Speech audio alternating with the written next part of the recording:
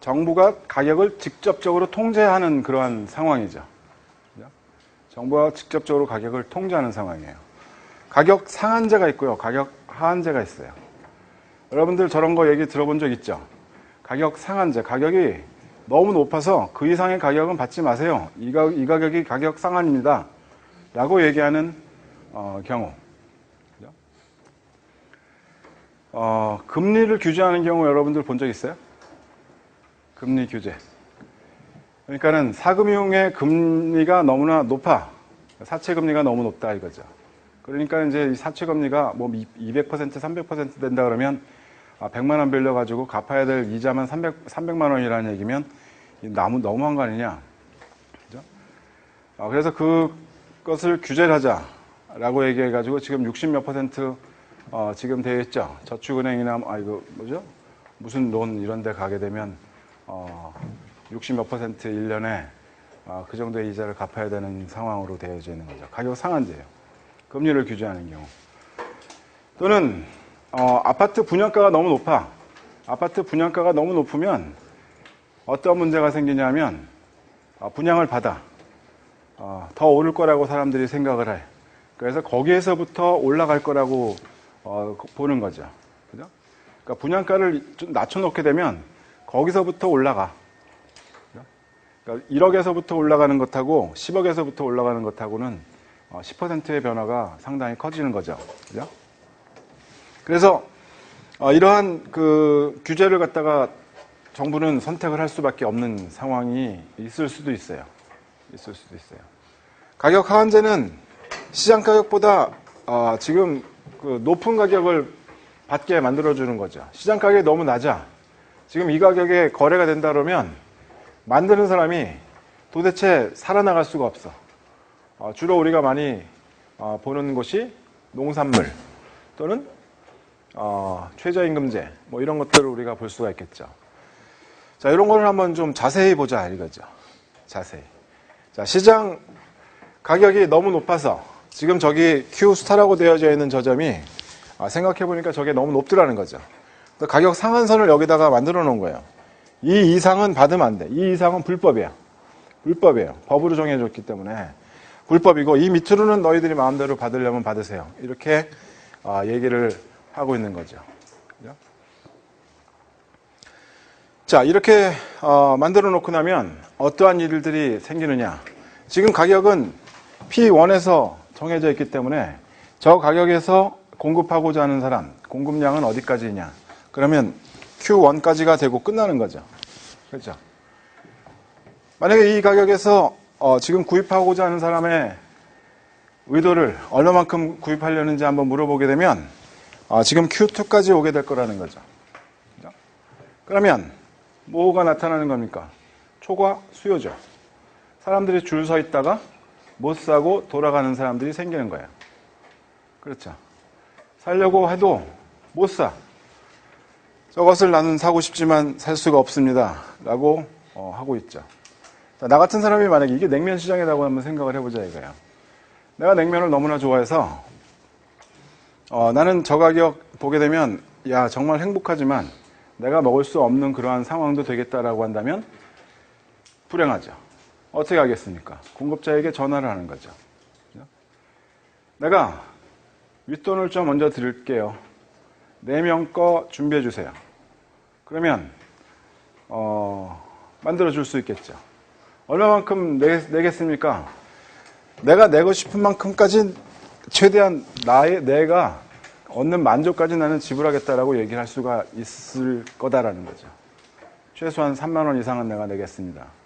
라고 하게 되면 이 사람들은 시장 가격이 10,000원이었다가 가격 상한제로 5,000원까지밖에 못 받게 됐는데 3만 원 낸다 그러면 안 팔겠냐는 거예요. 팔죠. 그죠? 물론 영수증에는 이 가격을 찍어줘요. 영수증에는. 그래야지 내가 어디 가가지고 불법 행위했다고 이 사람들을 신고를 안 할 테니까. 자, 이러한 일들이 사실은 여러 군데서 우리가 볼 수가 있게 된다라는 거죠. 여러 군데서 이러한 일들을 볼 수가 있다 이거예요. 분양가 상한제. 분양가 상한제를 하게 되면 그러면 어떠한 일들이 나타나냐. 아파트 공급량이 줄어들어요. 이 가격에 시장에다가 아파트를 내놓으라고 못 내놔요. 나는 못 하겠다. 그런데 지금 구입하고자 하는 사람의 의도가 이 정도는 구입을 하고 싶다라고 한다면 그 중에는 정말로 이 아파트를 원하는 사람들이 있을 거라는 거죠. 그렇다고 한다면 이 사람들은 자신들이 법적으로 내야 되는 그러한 금액보다 훨씬 더 높은 가격을 제시할 수가 있게 되는 거죠. 프리미엄이죠. 프리미엄. 지불하고 가져가요. 지금도 많이 있어요. 지금도 많이 있어요. 아파트 전매제도가 그래서 생기는 거죠. 그 다음에는 여기까지예요. 여기까지가 이제 그 처음에 그 가격 상한제의 어떠한 그 목표고, 그렇게 하고 나니까 시장에서 어떤 일들이 생기냐면, 일단은 저거 분양을 받자요. 내가 필요하건 필요하지 않건 만약에 추첨을 한다면 더 좋고, 분양을 받아가지고 바로 팔아버리게 되면 정말로 원하는 사람들한테 높은 가격에 프리미엄을 받고 팔 수가 있게 되는 거죠. 그래서 전매제도를 만드는 거죠. 2년 동안은 못 팝니다. 너가 분양을 받아서 그 아파트건 아니면 건물이건 거기에서 살면서 2년 이내에는 지금 그 소유권을 다른 사람에게 이전할 수가 없습니다. 이렇게 만들어 놓는 거죠. 그러한 일들이 또 생기는 거예요. 자, 일단 여기에서만 한번 저 상황에서만 한번 그림을 그려서 보면, 지금 그냥 놔뒀으면 지금 이 가격에서 거래가 되는 거예요. 근데 이 가격이 얼마인지 모르지만 굉장히 높다 이거죠. 그죠? 그래서 정부가 가격을 규제를 이렇게 하겠다는 거였고, 그죠? 가격을 이렇게 규제를 하고 나니까 실제로 거래를 할 수 있는 거래량은 원래 시장 균형 거래량보다 훨씬 더 작아요. 그렇죠. 여기에서 거래가 끝나는 거죠. 더 이상 물건이 없으니까. 자, 그렇게 되면 여기까지 높은 이러한 가치를 갖고 있는 이러한 사람들은 이 가격을 충분히 지불하고도 남겠다라고 생각하는 사람들이 있다라는 거죠. 그렇겠죠. 그러면 공급하는 사람들은 여기에서 지금 멈추는 게 아니라 가격을 물론 법적으로 영수증 찍는 거는 여기까지로 찍고 나머지는 더 높은 가격을 받아도 되겠구나 이런 생각을 갖다 하게 되는 거죠. 그렇겠죠. 기다려. 그러니까 여러분들 왜 어릴 때 여러분들은 영어 유치원 다닌 적 있는 사람 다 없다 그럴 거죠. 그죠? 요즘에도 그런 유치원들이 있어요. 유치원들을 보게 되면 애를 보내겠다고 연락을 해보죠. 그러면 지금 빈자리가 없습니다. 다음 달에 한번 다시 와보시죠. 기다리게 만들죠. 그죠? 꼭 초과 수요가 있는 것처럼 보여주죠. 그리고서 계속해서 기다리라고 놨대요. 그러고서 레벨 테스트를 하고 그러고 난 다음에 높은 가격을 받고 지금 그 집어넣어주는 그러한 경우 여러분들 혹시 본 적 있을지도 모르겠어요. 앞으로 보게 될 경우도 생길 거고 사실은 그렇지가 않다라는 거죠. 학생 수가 모자라가지고 반을 개설할 수가 없는 상황인데 꽉 찼다고 바꿔서 얘기하는 그러한 경우들도 종종 있다는 거죠. 또 다른 경우는 가격상한제가 아까 얘기했던 사채시장도 있고요. 사채시장 상당히 문제죠. 그죠? 문제였죠. 그래서 그 당시에는 사람들이 가서 돈을 빌릴 때 이 이자를 얼마를 지급하겠다라는 것 이외에 다른 것도 맡기는 거죠. 신체 포기각서. 여러분들 그런 거 신문에 나왔던 거 혹시 기억하는 사람 있어요? 신체 포기각서. 그러니까는 돈을 못 갚으면 두 개 있는 것 중에 하나는 드리겠습니다. 눈, 신장, 이런 거. 그죠?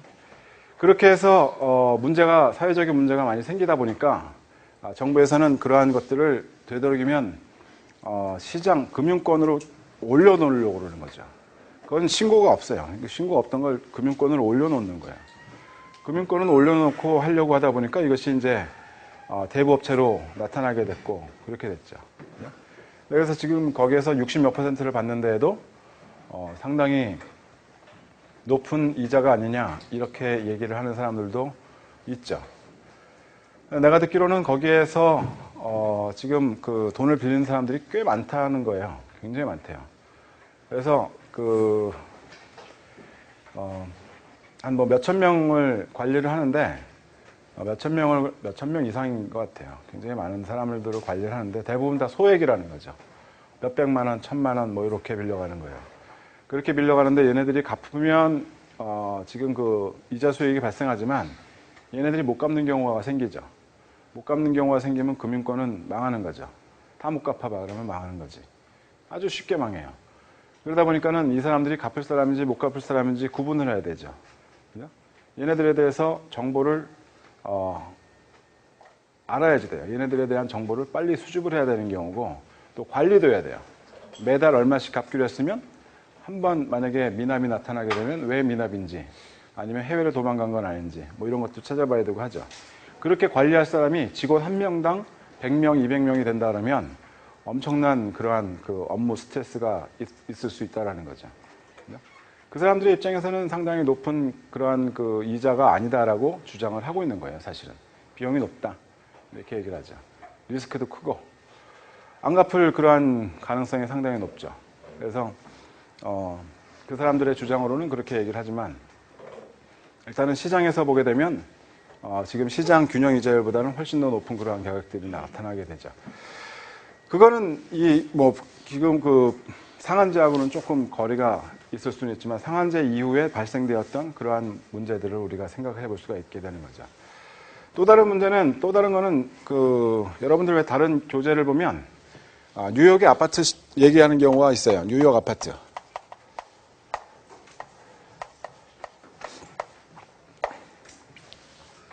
옛날에 어떻게 가르쳤던 학생이 뉴욕의 메릴린치에 갔대요. 그래서 얼마 전에 와가지고 사인하고 뭐 들어가기로 했다고 그래서 축하한다 이렇게 얘기했는데 뉴욕에서 산대요. 연봉이 7만 불을 내요. 그리고서 뭐 보너스로 뭐 인센티브로 받는 게 한 뭐 4만 불 정도는 나올 수 있다라는 거죠. 그럼 11만 불이죠. 그럼 연봉이 1억이 좀 넘어가는 것처럼 보이죠. 그죠? 그거는 이제 못 받을 수도 있는 게 한 4만 불 정도 되는 거고 다 받는다 그러면 11만 불이라고 하니까 한 9만 불 정도는 받을 수 있다라고 생각하면 돼요.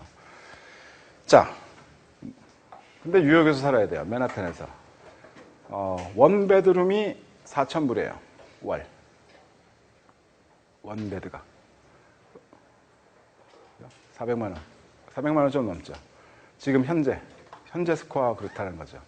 그러니까는 7만 불 받아서 대부분 다 생활비로 끝나는 거예요. 거기에 뭐 먹고 자고 하고 그러면 끝나겠죠. 물론 이제 같은 회사라도 뉴욕이라는 동네랑 다른 그 촌동네하고는 이 연봉 차이가 많이 나고 생활비 차이도 엄청나게 나요. 그래서는 지금 이쪽에서 많이 받는 것 같지만 실질적으로 보게 되면 최저생계 정도, 최저생계? 그거 정도 그냥 살 수 있게 만들어주는 정도 되겠죠.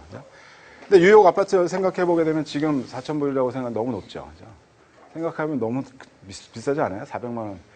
원베드가 그렇다면 그렇지 않나요? 그러니까 원베드를 둘이서 쉐어해야 된다 그러면 한 명은 마루에서 자는 거죠. 그렇다고 해서 무슨 뭐 1,500불, 2,500불 이렇게 나눌 수도 없을 거고. 참 갑갑하죠. 그러다 보니까는 이 뉴욕에서 아파트 가격, 렌트 가격을 컨트롤하겠다 렌트 컨트롤 제도를 내놓은 적이 있었어요. 내놓고 나니까 어떤 일들이 있냐면 야 너무 비싸다 좀 낮춰놓고 나니까 지금 이 가격을 낮추다 보니까 똑같은 현상이 나타나는 거죠. 이렇게 초과 수요가 발생하는 거예요. 초과 수요가. 그러니까 아파트를 찾는 사람은 굉장히 많은데 지금 이 아파트를 공급하는 사람들의 입장에서는 이 가격에는 도저히 유지할 수가 없는 거예요. 아파트 여러분들 왜 빌려주고선 하고 그러면은 월세면 월세의 조건은 모든 것을 다 고쳐줘야 돼요.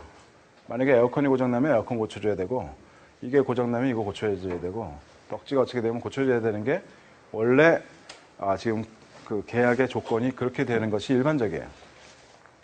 근데 그렇게 낮은 가격에 만약에 렌트를 해주게 되면 자신들이 다 고쳐주고 언제 어떻게 남느냐? 남는 게 없다. 그러니까는 제대로 된 아파트는 다 숨어버리는 거예요. 다른 형태로 바꿔 업종을. 남는 거는 진짜 조금밖에 안 남는 거죠. 아주 싼 그런 아파트들이 이렇게 남은 거죠. 근데 그것도 그래도 사람들이 넘쳐나는 거죠. 오겠다는 사람들이. 그러다 보니까 이 아파트 주인들이 정말 웨이팅 리스트에다 올려놓은 거예요. 지금 나갈 사람 있으면 내보낸다면 연락 드릴게요. 웨이팅 리스트에. 그러다 보니까는 윗돈을 줄 테니까 봤죠. 아까 뉴욕 지금 그 연봉이 어느 정도 되는지. 내가 이 정도 가격은 줄 테니까 이거 이상으로 줄게. 이렇게 얘기하는 사람들이 생기는 거예요. 걔네들은 하루에 15시간 이상 일을 해야 되거든요. 왔다 갔다 1시간씩 2시간 빼고 그렇게 살아갈 수가 없어요. 그쪽에 있는 금융권에 있는 사람들. 15시간은 뭡니까? 더 일하게 될 경우들도 생기거든요. 그러니까 다른 데서 멀리서 살 수가 없어. 뉴저지에서 1시간 반 뭐 이렇게 1시간씩 이렇게 왔다 갔다 할 수가 없는 그런 상황이죠. 그러니까 이 사람들은 높은 가격을 지불할 수밖에 없는 그런 입장에 있는 거예요. 해도 되겠다. 자기 연봉 있고 해도 되겠다라는 생각을 하는 거죠. 그러다 보니까는 그 아파트 주인들은 렌트해주는 이러한 사람들 같은 경우는 계약서에다는 도장을 이렇게 찍어. 계약서에다는 도장을 이렇게 찍죠. 대신에 다른 명목으로 돈을 받는 거예요. 다른 명목으로. 그러니까는 뭐 다른 계약 조건을 따르게 걸어서 렌트 이외의 것들로 받던가 아니면 정말로 이상한 짓거리를 하는 거죠. 벽을 다 까만색으로 칠해버려요. 반은 까만색, 반은 보라색. 그러면 들어와가지고선 아파트를 딱 보는 순간 돌 것 같으죠. 미칠 것 같아요. 나 저 색깔 바꿔줘. 바꿔줘. 그러면 돈 내. 그럼 바꿔줄게. 낼게. 거기에서 돈 받는 거예요. 그러니까 뉴욕의 그 험한 동네에 저러한 그 열쇠 같은 것들을 다 없애버리는 거죠. 창문도 다 이렇게 툭 열면 나올 수 있게 만들어 놓는 것처럼 해요. 그러면 저것도 고쳐줘, 저것도 고쳐줘. 거기에 돈을 갖다가 웃돈 더 내고, 지금 저거 고치고 저거 고치고, 그러고 들어가는 거예요. 카페트 쓰죠? 카페트에다가 썩은 생선 발라다가, 놔뒀다고 생각해 보세요. 안 빠져요. 안 빠져요. 그거. 잘 빠질 것 같으죠? 안 빠져요. 그러면 카페트 바꿔줘. 그럼 카페트 바꿔주는 거죠. 그리고 거기 돈 받아요. 그래서 걔가 계약 조건을 해서, 지금 가만 보게 되면 그 월세는 이렇게 내지만 실제로 얘가 지불하게 되는 돈은 그거 이상의 것이 나오는 거죠. 그 이상이 나오는 거예요. 암거래가 생기게 되는 거죠. 이렇게. 만약에 그 사람이 나갔다. 그럼 깨끗한 상태로 그냥 다른 사람을 부르냐? 안 그래요. 다 다시 원상복귀에 만드네요. 까만색, 보라색, 시건잔치, 생선, 쓰레기. 그리고선 또 들어오게 되면 또 바꾸고, 그 다음에 또 똑같이 그렇게 해서 계속해서 이렇게 높은 가격을 갖게 된다는 거죠. 여기서 얘기하는 게 뭡니까? 지금 이 사람들이 얘기하는 게.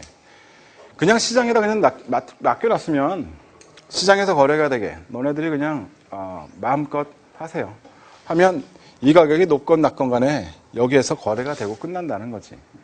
차라리 그냥 놔두는 게 낫었지 이걸 괜히 지금 그 시장 규제를 한다고 하다가 오히려 소비자들은 더 높은 가격을 지불하게 되는 그러한 일들이 발생되더라는 거죠. 그러면서 시장 거래량이 줄어들다 보면 시장에서 거래량이 줄면 분명 여기에서 얻을 수 있었던 소비자 잉여나 생산자 잉여가 줄어들게 되는 거죠. 이런 부분들이 나타나죠. 경제적 순손실이 나타나죠.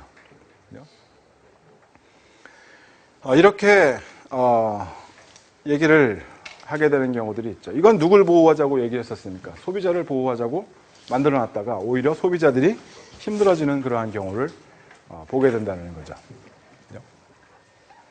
이게 가격 상한제에 대한 그러한 얘기죠. 균형 가격보다 높은 가격을 나중에는 맞게 되는 거죠. 원래 균형 가격보다 더 많은 가격을 지불하게 되는 암시장 나타나고 하면서 그렇게 문제가 생긴다라는 것이 가격 상한제 얘기죠. 가격 하한제는 어떠냐? 가격 하한제는 뭐 별 문제가 없냐? 가격 하한제 같은 경우에는 지금 보면 누구를 보호하겠다고? 공급자들을 보호하겠다고 지금 그 만들어 놓은 그러한 제도다라고 얘기를 할 수가 있는 거죠. 이 가격이 너무 낮아. 이 가격이 너무 낮아. 그래서 이 가격에 거래를 하다 보면 공급자들이 다 죽겠구나. 다 사라지겠네, 공급자들이. 그래서 이 가격보다 더 높은 가격을 만들어 놓고 이것보다 더 낮은 가격으로 하게 되면 안 돼. 지금 이것보다 더 높은 가격은 오케이. 하지만 여기는 불법이야. 이렇게 만들어 놓는 거죠. 그래서 이것의 예를 보게 되면 어떤 게 있다고, 최저임금제나 곡물 가격 안정을 위한 곡물 수곡 수가제죠. 그죠? 자, 이렇게 되면 어떻게 되느냐? 지금 이렇게 높은 가격이라고 한다면, 수요자들이 사겠다고 하는 그러한 구매 의도는 여기까지밖에 나타나지가 않을 거예요. 그죠? 공급은 여기까지 이루어지겠죠. 초과 공급이죠. 초과 공급이에요. 이 초과 공급이 나타나게 되면 어떠한 문제가 되는 거야, 이거. 만약에 최저임금제다. 최저임금제는 가격을 어떻게 얘기하냐고, 저 임금이죠. 이게 가격이 아니라 임금이고, 노동에 대한 수요와 노동에 대한 공급이죠. 노동에 대한 공급은 누가? 노동자가. 그래서 공급자들을 보호하기 위해서, 노동자들을 보호하기 위해서 최저임금제를 만들어 놓은 거죠. 노동에 대한 수요는 누가? 기업이 하겠다고 하는 거죠. 그래서 지금 이렇게 가격을 높여놓게 되면, 임금을 높여놓게 되면 지금 이 그 노동자들이 더 좋아질 것이다라고 생각을 했었죠. 근데 결과는 어떻게 되겠느냐? 결과는 이렇게 초과 공급이 발생하게 되면 실업이 나타나는 거예요. 실업이죠. 수요를 10가지밖에 안 하는데 어떻게 할 거야? 노동자를 10가지밖에 더 이상 이 이상 못 구하겠다라는 거지. 여러분들 왜 물건을 파는 사람들이 어떻게 하겠습니까? 사람을 고용을 해. 고용을 해서 얘가 물건을 만들어내서 시장에다 갖다 팔아. 근데 얘가 만드는 것의 가치가 어느 정도인지 생각 안 하고 그냥 아무나 막 사람들 막 고용하니까 그렇게 안 하잖아요. 그렇게 안 해요. 그러니까 여러분들이 만약에 고용을 당했어. 그래서 만약에 그 회사에 들어가서 월 500만 원을 받는다라고 가정을 해보자 이거예요. 그러면 최소한 월 500만 원어치의 가치를 보여줘야 그 사람은 여러분들을 계속 고용 상태로 유지를 하는 거죠. 아니면 500만 원의 가치가 나올 것이다, 이상의 가치가 나올 것이다 라고 확신을 해야 뽑겠죠. 그렇지 않다면 뽑을 이유가 없어요. 회사가, 기업이 자선 사업 하는 사람들 아니거든요. 그 사람들은 이윤을 추구하는 사람들이죠. 여러분들이 기업을 운영한다면 자선 사업처럼 하려고 하겠습니까? 기업을 지금 이윤을 극대화시키려고 하겠습니까? 이윤 극대화죠. 자, 그렇게 하다 보면 이렇게 높은 임금을 지불한다고 한다면 그 정도의 가치를 갖는 사람들을 찾아야 되고, 그 정도의 가치를 갖는 것을 찾아서 지불한다고 한다면 이 사람들은 여기까지밖에 고용을 못해요. 자, 그렇게 고용량이 줄면, 그렇게 되면 이만큼의 실업자가 발생하게 되는 경우고요. 만약에 이것을 곡물로 생각을 해보죠. 쌀. 그죠? 쌀로 생각을 해보게 되면 지금 가격을 이렇게 높은 가격을 주고 지금 그 쌀을 수매하죠. 쌀을 갖다가 수매. 그렇게 해서 지금 갖고 이 가격을 계속 유지를 하려면 지금 이만큼 남는 것이 없도록 만들어줘야 되는 거죠. 이 가격에 이만큼을 다 사와야 돼요. 남는 거는. 정부에서 사와야 되는 거죠. 정부가 저 가격을 유지하려면 정부에서 계속 쌀 구매량을 확보를 계속 유지를 해줘야 되는 거예요. 그러다 보면 저 높은 가격에 쌀 이제 안 먹어. 밀가루 먹을 거야. 아니면 메밀 먹을 거야. 이렇게 지금 뭐 바꾼다든가, 저 가격에 지금 구입을 안 하고 다른 것으로 바꾸든가, 어떻게 해서든 간에 이렇게 이 가격에는 수요가 계속 저렇게 줄어든 상태로 있는다고 한다면, 그렇다고 한다면 시장에 남아 돌아가고 있는 그러한 쌀은 계속 생기는 거죠. 어떻게 할 거야? 어떻게 해야 돼요? 정부에서는 계속 그것을 사와야 돼요. 누구 돈으로 사옵니까? 정부가 세금을 받아서 사오는 거지, 그죠? 세금을 걷어들여서 사오는 거지, 뭐 다른 돈 생기는 거 아니거든요. 그죠?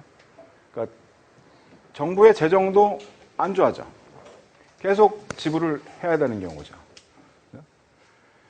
그리고 그렇게 하다 보면 안 팔려고 계속 싸요. 그럼 계속 쌓아놔야 돼요. 창고가 필요해요. 보관도 잘 해야 되죠. 그래서 보관 잘못해가지고 문제가 생긴 경우가 있었죠, 과거에. 과거에 그런 경우가 생겼었어요.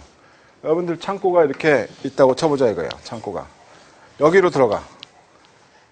이쪽으로 들어가. 그러면 이쪽에 계속 처음에 꽉꽉꽉꽉 쌓아놓겠죠. 나갈 때 이쪽으로 다 나가. 그럼 여기 있는 것만 계속 나가면 오래돼 있던 거는 계속 쌓여있다가 썩어서 없어지겠죠, 잘못하면. 그러니까 선입, 선출, 먼저 들어온 거 먼저 나가게 만들어놔야 되는데 그렇게 안 했던 거야. 잘못 만들어 놓은 거죠, 창고를. 창고 관리가 잘못됐던 거죠. 그러다 보니까 여기서 썩어가는 그러한 것들이 생겼었어요. 그러다가 한 번은 지금 북한에 그 쌀을 보내주겠다고 보내줬어요. 근데 뭐 여기 있는 것도 섞여 들어왔겠죠. 이런 것들이 섞여서 갔어요. 북한에다 딱 내려놨더니 북한에 있는 사람들이 도로 실어서 보내줬어요. 우린 폐기물 안 먹는다. 너네들 먹어라. 망신당했죠. 먹지도 못할 그러한 것들을 우리한테 먹으라고 갖다 주니 무슨 모욕이다라고 하면서 욕까지 얻어먹으면서 그러한 일들이 정말로 있었던 거죠. 어떻게 된 거 잘못입니까? 뭐가 처음부터 문제였나요? 물론 이 쌀 이렇게 잘못 관리한 것도 문제는 문제죠. 그죠? 근본적으로는 사실은 어떻게 보게 되면 이러한 지금 가격 하한제, 하한 가격을 정해놓고 정부에서 계속 수매를 하는 그러한 문제도 있는 거 아니냐. 정부의 재정도 악화가 되면서 창고 관리도 제대로 못하고 나중에는 국가적인 망신까지 당했던 그러한 케이스 있다는 거죠. 이런 거 생각해 보게 되면 말이죠. 참 안타깝죠. 쌀을 계속 저렇게 수매를 해서 갖고 있으면 어떻게 할 거야? 나중에는 저건 누군가는 먹어야 되는데 누군가는 저걸 먹어야 되죠. 어떻게 합니까? 저거를. 북한도 안 먹는다는데. 잘 관리해야 되죠. 잘 관리를 해도 떨어지는 게 있죠. 그래서 옛날에는 정보미, 일반미 이렇게 둘로 나눠져서 판매를 했었어요. 정보미, 일반미. 그래서 일반미는 햇살 나온 거고 정보미는 지금 뭐 작년에 묵은 쌀 뭐 이렇게 나오는 경우들이 상당히 많았죠. 그래서 가격 차이가 많이 났었어요. 근데 요즘에는 시장에서 그걸 보는 경우들은 거의 없죠. 그죠? 그리고 그렇죠. 해외에서 쌀 수입하게 되고 쿼터제를 해가지고 우리는 일정량의 쌀을 수입할 수밖에 없는 상황이었었고. 근데 지금은 이제 조금 또 얘기가 또 바뀌고 있는데 하여간 과거에 이렇게 쌀이 이렇게 쌓여있다. 어딘가는 처분을 해줘야 되는데 어떻게 처분하느냐. 우리에겐 군인이 있다. 군납. 여러분들 왜 군대에서 밥 먹으면 밥이 이렇게 찰지지 않고 후트르트하고 이거 먹어도 먹은 것 같지 않은 맛없는 그런 느낌 받은 적 있어요? 그래서 쪄서 그런 것 같아요. 꼭 쪄서 그런 것만은 아니에요. 꼭 그것만의 원인은 아닐 수 있다는 거죠. 그 이상의 이유가 있다는 거죠. 근데 점점 이 군인도 줄어들고 있죠. 그죠? 그러고 있죠. 농산물, 쌀 시장 개방한다는 얘기는 사실은 20년 전부터 있었던 거죠. 20년 전부터 우루과이라인도 우리가 타결된 이후부터 20년 후에는 개방이 될 테니까 조심하세요. 준비하세요. 계속 해왔던 그러한 문제죠. 그래서 얘기를 하더라도 지금은 그 사람들의 얘기가 많이 약할 가능성이 상당히 높죠. 하여간 이렇게 우리가 정부에서 가격을 규제하는 경우를 가격 상한제, 가격 하한제 이 경우를 보게 되면 지금 시장에 그냥 맡겨놓는 시장에다가 그냥 모든 것을 다 맡겨놓고 나타나는 그러한 결과보다 오히려 더 상황이 악화가 되는 그러한 경우들을 많이 보게 되더라 라는 거는 라는 얘기를 할 수는 있죠. 그렇게 얘기는 할 수가 있죠. 자, 여러분들은 일단은 최저임금제에 대해서 어떻게 생각하시나요? 최저임금제.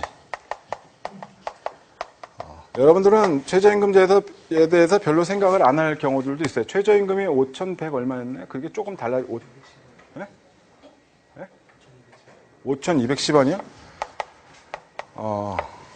그 맥도날드에서 일하면 알 수 있는 거죠. 5,210원 이게 달라져야 된다고, 이게 너무 높다 또는 너무 낮다 이렇게 생각하시나요? 5,210원 가지고 만약에 한 달 8시간 근무한다고 8시간 근무해서 5일을 한다면 얼마야? 8, 5, 8, 40 하루에 4만 원? 20만 원? 80만 원? 한 100만 원 정도 되는 거죠. 100만 원 조금 안 될 거예요. 그죠? 거기에 식비 들어가고, 만약에 4대 보험 들어가고 한다 그러면 기업 입장에서는 한 130만 원 정도? 약 130에서 120 정도 되려나요? 이 정도 부담 될 거예요, 아마. 그죠? 최저임금이라고 한다면. 여러분들은 이 정도의 최저임금이라고 얘기한다면 그것이 과연 이것 때문에 실업이 발생하느냐, 실업이 발생하지 않느냐, 이런 것에 대해서 생각을 할 필요가 없다라고 그렇게 느낄지도 모르겠지만, 정말로 시장에서 보게 되면 이것 때문에 달라지는 그러한 경우들을 상당히 많이 보긴 하죠. 하여간 최저임금이 더 높아야 된다고 생각을 하느냐 아니냐, 이것이 너무 높다, 이것이 있어야 된다, 없어야 된다, 만약에 이것이 없다 그러면 과연 어떠한 그 임금이 나타날까, 이것에 대해서 한번 생각해 본 적이 있나요?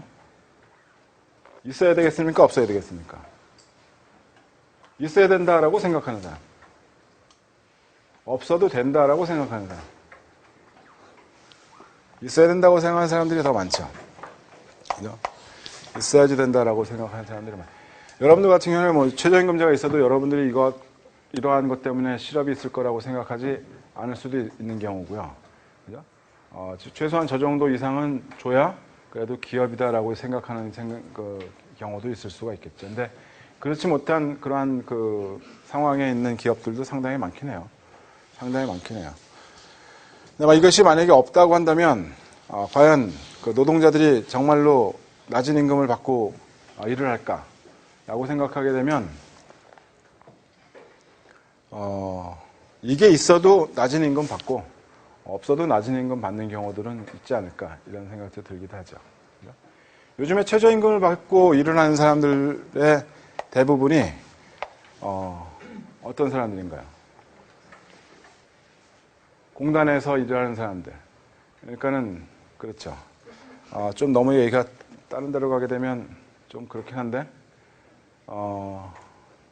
지금 왜 우리가 정치권을 보게 되면 여야 이렇게 나눠져 있는데, 이 야당도 여럿으로 지금 있잖아요, 그죠? 그런데 이 야당에 여럿으로 되어져 있는 사람들의, 사실은 이렇게 있는 사람들을 보게 되면 지지 기반들이 있는 거예요. 지지 기반들이. 과거에는 이쪽에 야당의 일부분이나 대부분을 보게 되면 대부분 노동자 계층이 주를 이루었었죠. 그래서 80년대, 90년대까지만 하더라도 90년대 초반까지. 그죠? 그런데 점점 노동자 계층이 줄어드는 거예요. 한국의 노동자 계층이, 투표권을 갖고 있는 사람들이. 지금은 노동자 계층의 투표권을 갖고 있는 사람들이 얼마나 되나 보게 되면 많이 줄어드는 거죠. 그러니까는 이쪽에서 지금 그 노동자들을 뭐 대변하는 어떤 걸 하겠다라고 얘기를 하게 되면 어떻게 보면 해외에서 유입된 그러한 노동자들을 대변해주는 그러한 일들이 나타나는데, 지지 기반으로 나서지를 못하는 거죠. 이쪽에 있는 사람들이 일단 말이 안 통해. 그래서 이쪽에 지지 기반이 상당히 약한 그러한 상황에 지금 꽤 오랫동안 지금 유지가 되고 있는데, 이쪽에서는 자신들의 어떠한 포지션을 빨리 바꾸지 못하고 있는 그런 상황도 생기는 거죠. 그죠?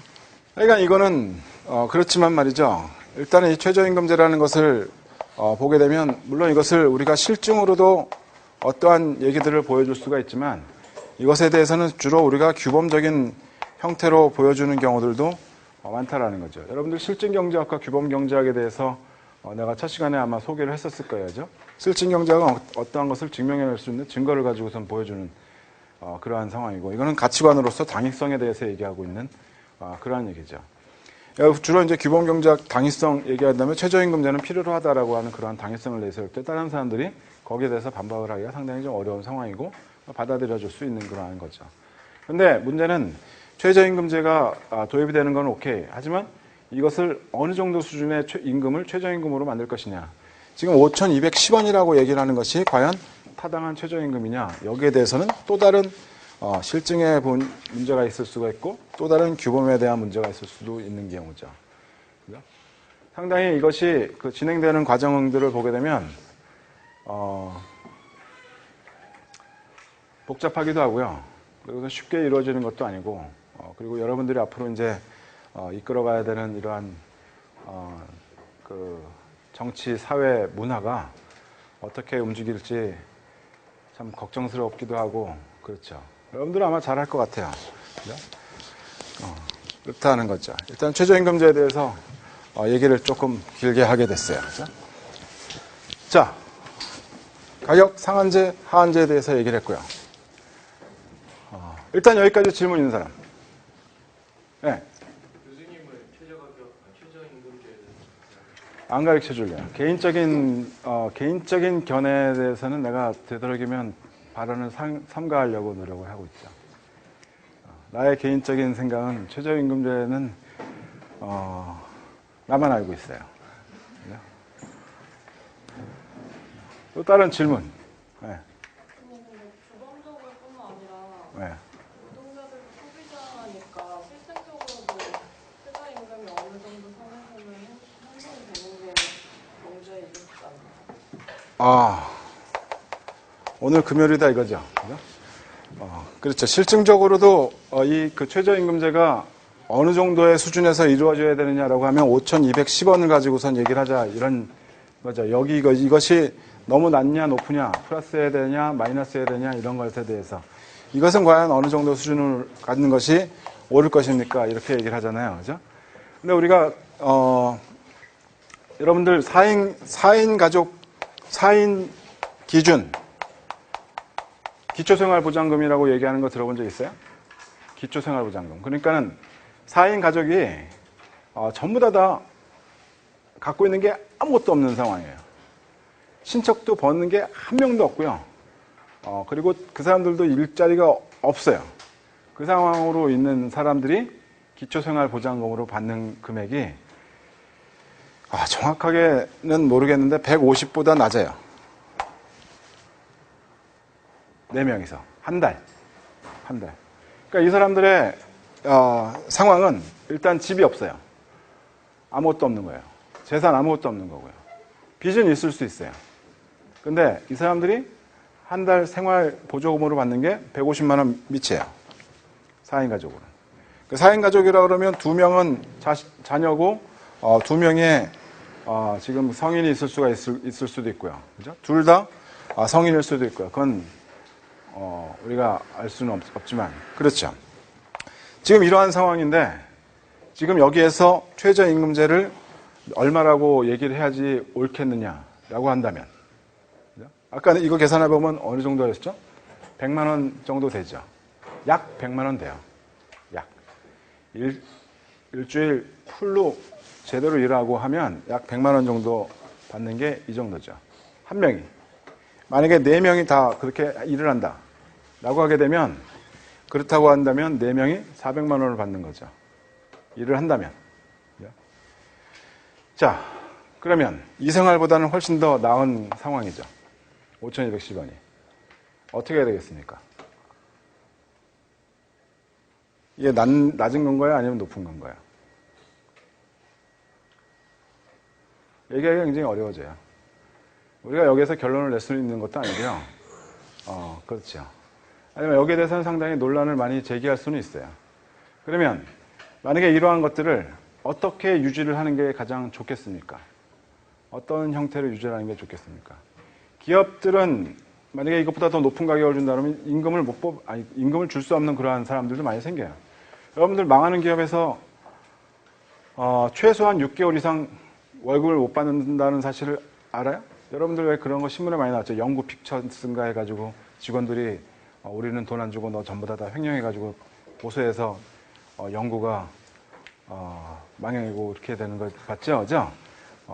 대부분 나중에는 제일 먼저 커트를 하게 될 수밖에 없는 게 임금이에요.